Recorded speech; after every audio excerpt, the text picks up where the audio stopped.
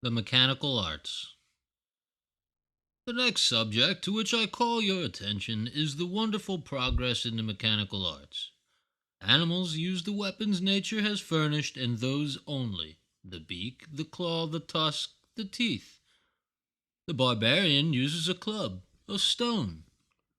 As man advances, he makes tools with which to fashion his weapons. He discovers the best material to be used in their construction. The next thing was to find some power to assist him. That is to say, the weight of falling water, or the force of the wind. He then creates a force, so to speak, by changing water to steam, and with that he impels machines that can do almost everything but think. You will observe that the ingenuity of man is first exercised in the construction of weapons. There were splendid Damascus blades when plowing was done with a crooked stick. There were complete suits of armor on backs that had never felt a shirt. The world was full of inventions to destroy life before there were any to prolong it or make it endurable. Murder was always a science. Medicine is not one yet. Scalping was known and practiced long before Barrett discovered the hair regenerator. The destroyers have always been honored. The useful have always been despised. In ancient times, agriculture was only known to the slaves. The low, the ignorant, the contemptible cultivated the soil. To work was to be nobody. Mechanics were only 1 degree above the farmer. In short, labor was disgraceful. Idleness was the badge of gentle blood. The fields, being poorly cultivated, produced but little at best. Only a few kinds of crops were raised, and the result was frequent famine and constant suffering. One country could not be supplied from another as now.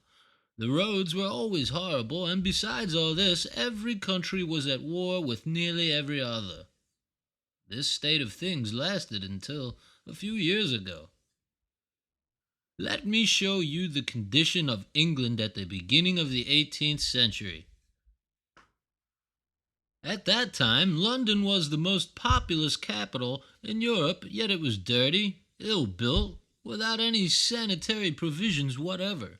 The deaths were 1 in 23 each year. Now, in a much more crowded population, they are not 1 in 40. Much of the country was then heath and swamp. Almost within sight of London there was a tract 25 miles round, almost in a state of nature. There were but 3 houses upon it. In the rainy season the roads were almost impassable. Through gullies filled with mud, carriages were dragged by oxen. Between places of great importance the roads were little known, and the principal mode of transport was by pack horses, of which passengers took advantage by stowing themselves away between the packs. The usual charge for freight was 30 cents per ton a mile. After a while, what they were pleased to call flying coaches were established. They could move from 30 to 50 miles a day. Many persons thought the risk so great that it was tempting Providence to get into one of them. The mail bag was carried on horseback at 5 miles an hour. A penny post had been established in the city, but many long-headed men, who knew what they were saying, denounced it as a popish contrivance. Only a few years before, Parliament had resolved that all pictures in the royal collection which contained representations of Jesus or the Virgin Mary should be burned. Greek statues were handed over to Puritan stonemasons to be made decent. Louis Megleton had given himself out as the last and the greatest of the prophets, having power to save or damn. He also had discovered that God was only 6 feet high and the sun 4 miles off. There were people in England as savage as our Indians. The women, half naked, would chant some wild measure while the men would brandish their dirks and dance. There were 34 counties without a printer. Social discipline was wretched. The master flogged his apprentice, the pedagogue his scholar, the husband his wife, and I am ashamed to say that whipping has not been abolished in our own schools. It is a relic of barbarism and should not be tolerated one moment. It is brutal, low, and contemptible. The teacher that administers such punishment is no more to blame than the parents that allow it. Every gentleman and lady should use his or her influence to do away with this vile and infamous practice. In those days, public punishments were all brutal. Men and women were put in the pillory and then pelted with brickbats, rotten eggs, and dead cats by the rabble. The whipping post was then an institution in England as it is now in the enlightened state of Delaware. Criminals were drawn and quartered, others were disemboweled and hung, and their bodies suspended in chains to rot in the air. The houses of the people in the country were huts thatched with straw. Anybody who could get fresh meat once a week was considered rich. Children 6 years old had to labor. In London, the houses were of wood or plaster, the streets filthy beyond expression, even muddier than Bloomington is now. After nightfall, a passenger went about at his peril, for chamber windows were opened and slop pails unceremoniously emptied. There were no lamps in the streets, but plenty of highwaymen and robbers. The morals of the people corresponded, as they generally do, to their physical condition.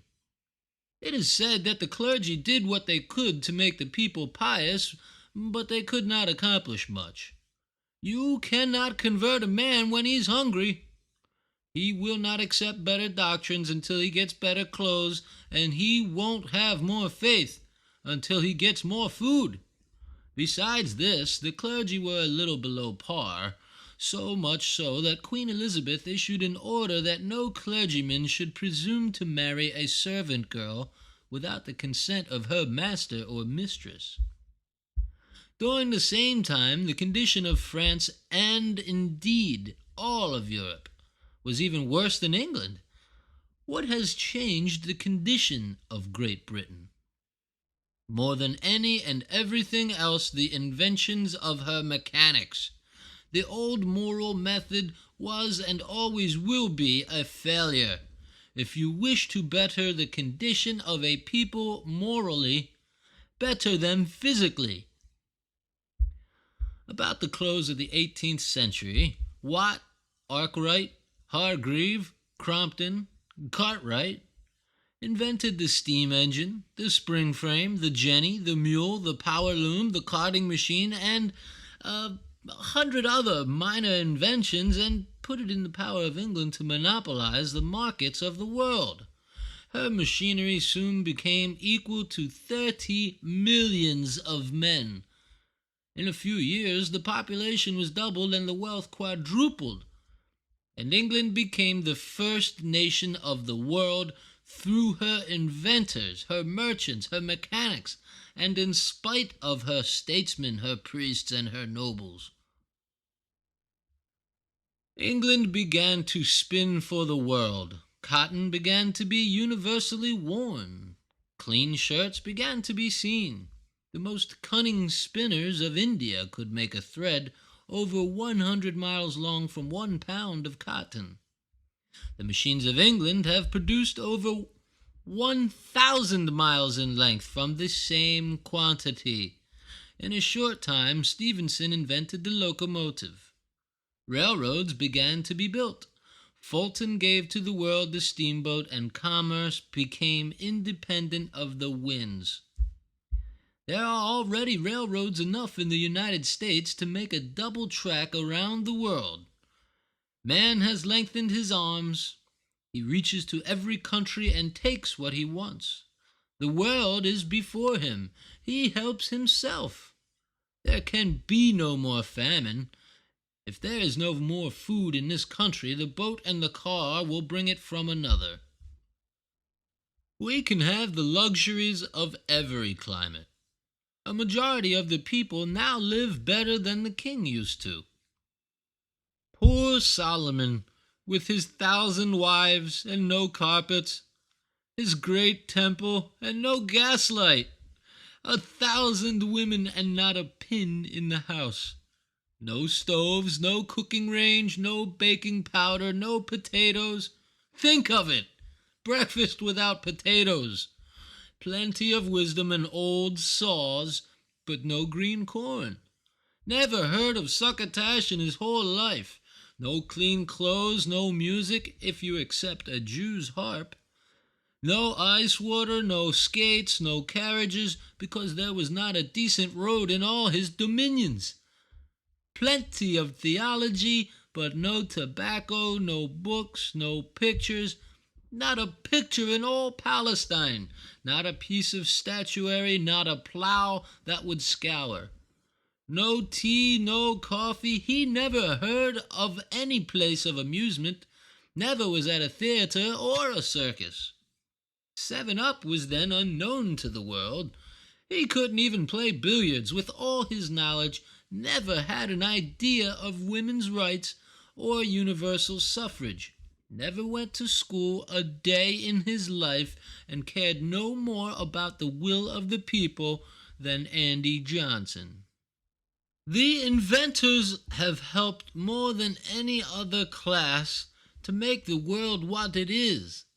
The workers and the thinkers, the poor and the grand, labor and learning, industry and intelligence, Watt and Descartes, Fulton and Montaigne, Stevenson and Kepler, Crompton and Comte, Franklin and Voltaire, Morse and Buckle, Draper and Spencer, and hundreds more that I could mention.